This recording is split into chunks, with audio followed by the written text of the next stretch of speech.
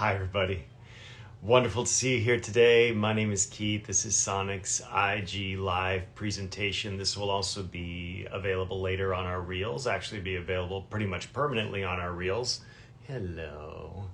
So you can utilize it for your reference if you ever want to. And of course, we appreciate that and we're here to serve you. So if you ever have any questions or any topic you want to discuss, send us a DM. You can send the DM at Sonic Yoga, or you can send the DM to me at the Keith Partington. If you happen to know who I am, I'm a senior teacher at Sonic Yoga. I'm the manager of Sonic Yoga, and I manage the studio on behalf of Lauren Hanna, who is the founder of Sonic Yoga, and she will not be here this week. She's actually in Stonehenge, continually seeking and experiencing and inspiring us all. So she will be back next week. This is a loose discussion about the origins of yoga, what that means, where, not only are we sometimes referring to literally where yoga comes from, its origins, where in the world it came from, what time in human history it developed, and that kind of thing. But also, when we say we're doing yoga, what is it that we're saying? I mean, sometimes I think it has devolved for a lot of us without any ill intentions into simply an activity.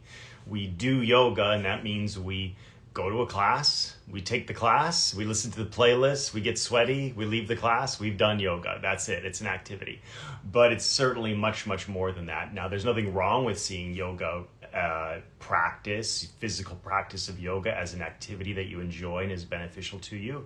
It's very enjoyable, and it will certainly be beneficial to you. You will be purifying the body ultimately, because you are sweating a lot and you're getting rid of a lot of toxins, and also you are making the body often quite a bit leaner than it would otherwise be, which is certainly good for you. And you'll also make the body more pliable and stronger. And these things tend, even without the intention, to be mirrored in the mind and in the spirit. So even if you're just practicing yoga, there's a great deal of benefit to be had from that. So I don't mean to criticize the casual aspirant or the casual practitioner, of course. Nevertheless, we're doing something that really is part of a system, and what we're doing is meant to be leading us somewhere. That somewhere could be loosely defined actually as just meditation, but I think there's some misconceptions of what meditation is and maybe what meditation isn't. And so I always like to touch on that a little bit too, because it's become very popular today to feel that a meditation is going to be very beneficial to you, so we should all meditate. Yes and yes, but what is meditation really? And one of the easier ways into feeling that you are in a state of meditation is to take a guided meditation. And there are many apps these days on guided meditations. You can go on YouTube and get a guided meditation, and that's good. And there's nothing wrong with that. But, when you're always relying just on someone else sort of helping you into this state of meditation, this has limited benefits, let's say that. And also, even if you're used to getting a guided meditation, soon you'll be used to the guidance, and soon your mind will start wandering. And also, if you're taking only guided meditations as your meditation practice, what tends to happen is that your mind is essentially working in the same way it's already always working, which is led by the intellect, processing things constantly, thinking ahead, thinking back, because you're listening to these instructions and you're attempting to follow them. So your mind is in the same state or a similar state that it's usually in. And then if you take these very brief meditations and you're still interacting with your phone, I mean, there's an argument to be made that that's not optimal, right? So meditation, I think, can be defined as a state of actual presence. Sounds simple. Sounds basic. It is simple and basic, but to be in a state of true presence, true awareness of this moment and everything that is happening within you, and just in observation of that, without thinking into the past even a little bit, without thinking ahead even a little bit, wow, that is not so easy to do. That is not so easy to do. So yoga practice, we often define yoga practice as simply doing yoga postures. This is just one branch of the yoga system that most in the Western world are following, which is the 8-limbed path of Patanjali, of one of the very greatest yogis in history, who essentially codified how we can more and more get into and reside really into the state of meditation, the state of awareness, the state of ultimate presence, this state of connection to universal consciousness. That's one way of putting it. Another way of putting it is getting into a state of full self-realization. And you could argue, and I think actually I would argue, that those are both really the same things: universal consciousness, full self-realization, complete self-realization. So this is what yoga is for, and doing yoga poses is one aspect of that.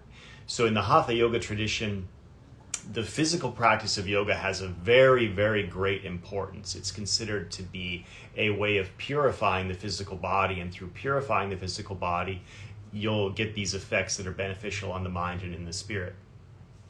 In Patanjali system, which could be considered to be classical yoga, whereas Hatha yoga is post-classical yoga, in this system, we start really, really, really at the beginning with certain practices that should be taking place before we even get into doing yoga asana, yoga poses, or yoga pranayamas, which are breathing exercises, and then looking at meditation techniques or techniques that will help us get into the state of meditation. And then ideally we get into meditation itself. There's a system that you follow in the classical lineage of yoga. And these are this is again the 8-limbed path, and actually the first 2 limbs are broken down into subsections. And so Laura and I thought we would start talking about what exactly those are, and how the knowledge or the awareness of this system can inform even us simply continuing to going to our yoga classes and maybe doing a little self-practice in the morning, which could include something very simple like sun salutations and some very basic alternate nostril breathing techniques. These things can still continue to play out much as they have been playing out for you, where you just do yoga, right? But if you have this awareness of what the system is and how it fits together and how what you're already doing fits into that system, then that can be of a very great benefit. And information is not knowledge, of course. Information is one thing, knowledge is something else.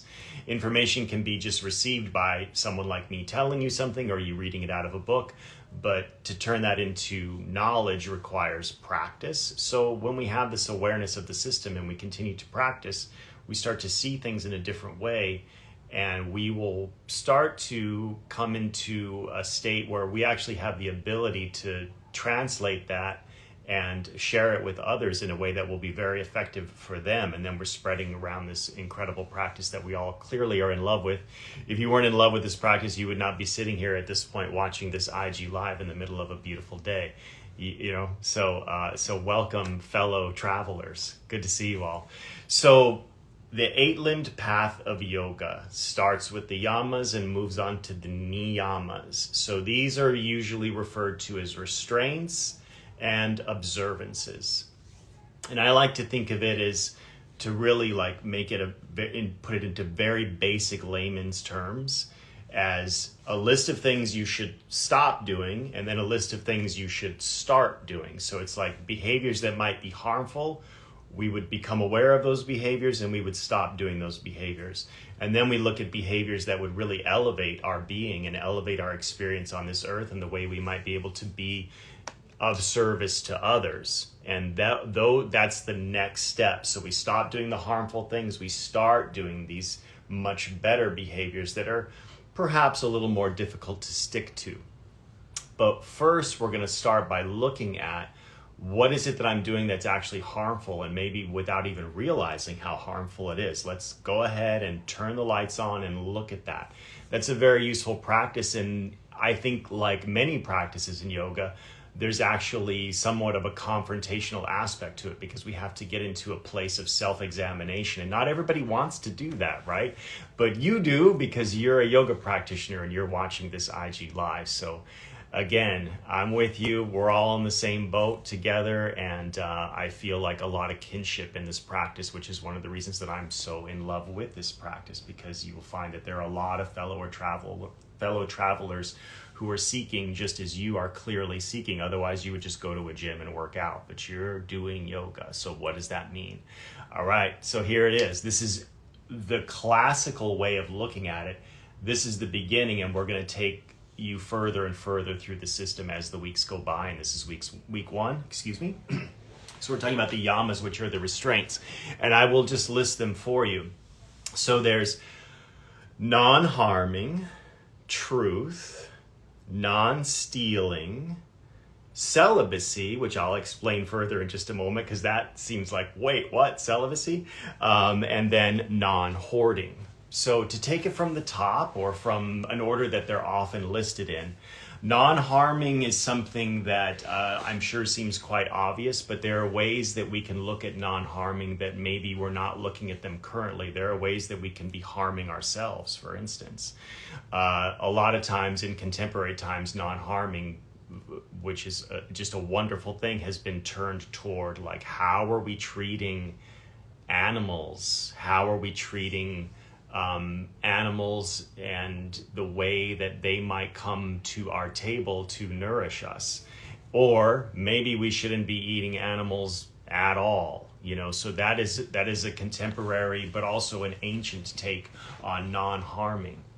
And so that can be taken, I think, a step at a time, where you might not be ready to necessarily become a vegan, and you might not agree with the notion that you should become a vegan, but nevertheless, we certainly can look at ways in which we are consuming things that are meant to nourish us, and is any harm being done along the way? If any harm is being done, is there anything that we can do about that? Can we make better choices of what we put into our bodies and where it comes from? And even what might seem like a very easy answer of, like, let's just completely stop eating animals altogether. Well, sometimes it leads to other practices that we also don't realize are very harmful, like the incredibly enormous amount of water that it takes, water resources it takes to make almonds, to give us all our almond milk, and all our other almond-based products can be extremely harmful to the planet that we live on. So there's a lot of ways we can look at this and do some self-examination and ask, what harm are we doing as we just try to live our peaceful lives? There are many other ways we could be causing harm without realizing it. We could be dismissive of some people that aren't, necessarily obviously serving our needs in the moment. And we should always look at that. Like, how are we interacting with others around us, and why are we interacting with them in that way? And if we want to get deeper into yoga philosophy, which we will eventually, you could make the argument that everything that you're seeing as coming from another person is actually a mirror of yourself and your own ideas and beliefs and ways of viewing things. It's just being mirrored back to you. So the way that we treat others around us in the simplest, smallest, most everyday ways that are seemingly benign can have actually great importance if we start to look at, is there any harm being done there? And is there anything I can do about eliminating the harm that I'm doing? There's also harm that we do to ourselves. We say words to ourselves which are very, very harmful about what we might perceive as failures or disconnects, or a lack of abilities that we wish we had, and we're not looking at some of the abilities that we do have, and we're saying like things to ourselves that our body, if you will, our spirit, if you will, is really listening to, and there is great harm being done sometimes that's entirely self-inflicted. So these are things that we want to look at when it comes to the idea of do no harm. All right, so that's one of the ways of breaking down the yamas, the restraints. That's one way. The next way that we might want to look at is truthfulness. So truthfulness takes a lot of forms, and some of them are like very obvious. You would not want to lie, or at least knowingly lie. But sometimes truthfulness can take the form of things that we're telling ourselves that aren't necessarily so, and why are we telling ourselves those things, and is it keeping us in a place where we are limiting our abilities to move on or enjoy life to the fullest, or even do good for others? So the things that we tell ourselves, the things that we tell other people, and does it really matter if we're being 100% truthful or not? And what are the energetic effects of not being entirely truthful, those can be very, very significant. So that's another thing that we would want to be looking at when we're looking at the restraints of our behaviors as we come into this practice of yoga. So another one of these points in the yamas is to not steal. again, very obvious way of looking at this. Don't break into a store and steal something, or don't steal something that's your neighbor's. For sure, you would not want to do that. But also sometimes we take credit for things that we didn't actually do 100% on our own, and we leave out telling the full story of where the idea came from, or where the thing came from, or where the resource came from. And so that right there is a way of stealing, actually, that we are stealing credit for something that was actually given to us or was a gift to us. And that doesn't mean a physical object necessarily. That could also mean just an idea or a notion or a thing that you're sort of taking on as being something that is yours, when really it's not at all yours. I mean, this is something that is in human nature, I think, because we are all often, for reasons of survival, essentially, are in a place where we're in constant competition with others. So this is one of the consequences, is that we often, if we see a chance, will take credit for something that we didn't wholly do ourselves. And so that would be considered stealing in the yoga tradition. And that would be something that we would want to look at with compassion to yourself above all else. This is not meant to be a system to turn onto ourselves and do harm on ourselves by being overly harsh or judgmental. But we should look at them so we can gain more awareness of how our minds operate currently. Because the way our minds operate currently can very much get in the way of being able to get into this state of presence, this state of union with universal consciousness. So it's very, very, very important. So next up we have one that's called in Sanskrit brahmacharya, and this traditionally, arguably anyway, means celibacy. Now, for most people who would be considered householders rather than people who are living in a monastery and have renounced family, friends, all ties to some sort of an occupation where you would make money, I mean, celibacy might be a sustainable state to attempt to achieve. But for most of us, certainly we're not going to be celibate, and we don't want to even necessarily make it a goal to be celibate, because we might want to start a family, and also we might want to live the human experience and share everything with someone else, of course. So celibacy is not necessarily the end meaning, I don't think, of brahmacharya. It also can simply mean, and I think should be taken to mean by most householders, most regular people that is, as fidelity. So you are either in a state of solitude, you're moving through your life at this point without a true partner, which is certainly fine. And if you are linked up with somebody, you practice fidelity to that somebody. You don't cheat on them, you don't do things behind their back, you don't say things to other people who would potentially partner up with you that you wouldn't say in front of your actual partner. Fidelity. That's what we're really talking about, I think, when we talk, practically speaking, about brahmacharya. Again, in the context of someone who is, in yoga tradition, it's usually called a householder. And what that means is someone who maintains a home, which means they maintain an occupation, right? Set against the idea that some people, for a very long time at this point, and this also is arguably the original way of practicing yoga, was actually in a monastery, having renounced all earthly attachments and pleasures, which is certainly not realistic for most of us. And also, I don't think that's the intention of the yoga practice. The reason the yoga practice has been codified by the eight-limbed path, as expounded by Patanjali, is so that more and more and more people could receive the benefits of yoga and could find themselves getting into the state of universal consciousness. That's the whole point, is that regular people can practice it. So brahmacharya, that equals fidelity. So finally, we have the notion of not hoarding, non-hoarding. So again, there's sort of an obvious definition of what that might mean, in which you shouldn't stuff your dwelling with more and more and more and more possessions and then let them kind of like pile up on top of each other to where you don't even necessarily know which possessions you have anymore, but it's still somehow important to you to gain more and more possessions. So this is clearly a definition of hoarding, and we would clearly want to avoid behavior like that because it's clearly very destructive. But non-hoarding also encompasses attachment to physical objects.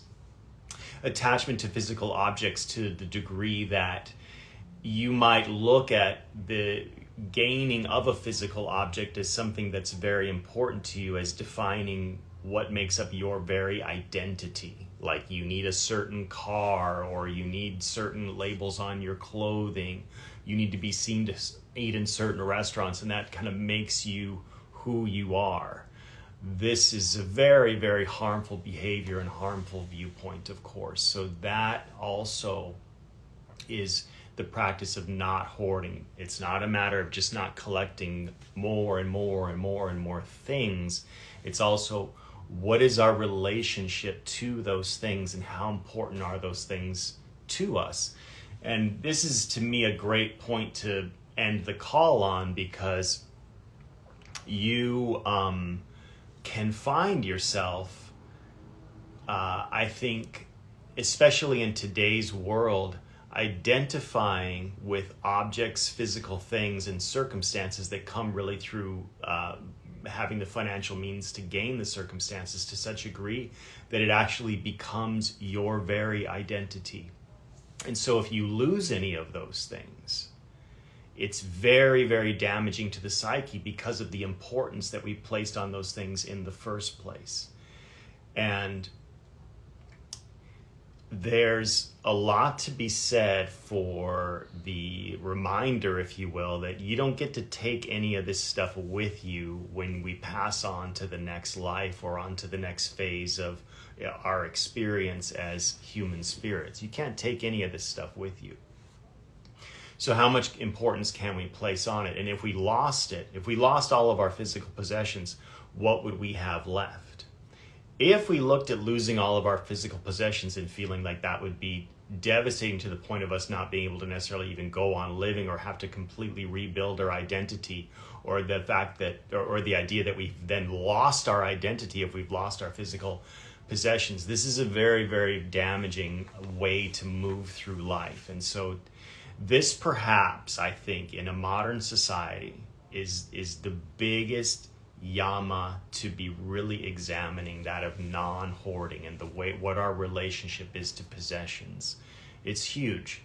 We are, in yoga philosophy at least, eternal souls. So if we keep that in mind, what it helps us, I think, do is keep a certain perspective on everything around us, not just physical possessions, but also circumstances in our life. Everything that is happening right now and everything that is so concerning to you right now is inherently very temporary, very, very fleeting. So one of the reasons we want to get into this state of meditation, which is at the end of this tree of limbs that we're talking about, the 8-limbed path of yoga, and be able to meditate. And also not just be able to meditate, but to be able to reside in this state of presence. This is what it's all about: perspective. What's important? What's really important, and why is it important?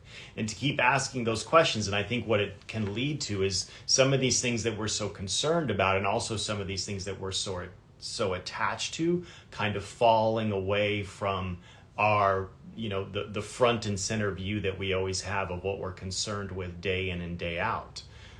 We should be able to pull back and take a much, much broader perspective of events in our lives and our possessions, and see that really the importance of these things is very, very minor. And what's happening is there's something that's playing out over a much, much, much longer span of time than your life, where you're born and you're age 0 and you die, and hopefully you might be somewhere around 100 years old.